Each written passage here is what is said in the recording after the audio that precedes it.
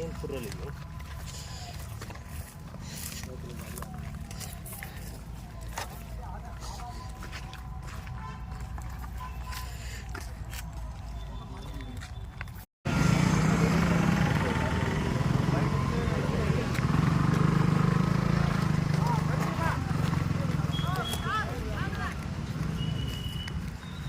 బాబు ఈ స్కూటీ ఎవరిదో తీయాలమ్మా ఇక్కడ.